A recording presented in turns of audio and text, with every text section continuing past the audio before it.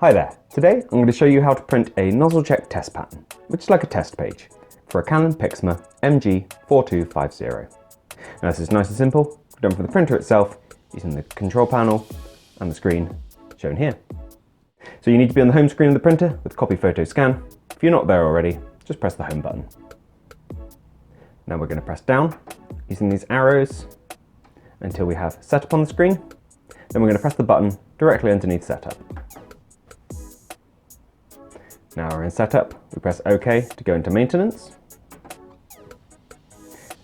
And print nozzle check pattern is the very top option. So we press OK again. OK to confirm. Now this will take your printer just a minute. And you'll eventually end up with a page that looks something like this. Now here you've got a breakdown of the black, cyan, magenta and the yellow. These three colours being in your colour ink cartridge. Now, to diagnose print quality issues, you'd be looking for missing colours or lines across your prints, which could be caused by like a slight blockage in the ink cartridge's print head, and hopefully dislodged with a cleaning cycle.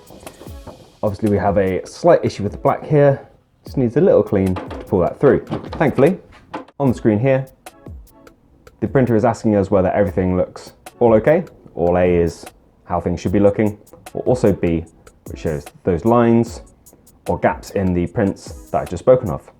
Since we have that slight issue with the black, I'm going to press down and OK. And your printer gives you the ability to go straight into the cleaning cycles I mentioned to hopefully resolve that. So I'm going to press OK. And you can carry on going in circles, doing cleans and test pages until you're happy with the quality of your prints. So I hope you found this useful. If you have, let me know with a like. If there's anything else we can help with, let us know down in the comments. Otherwise, thank you for watching, and we'll see you next time. Take care. Bye-bye.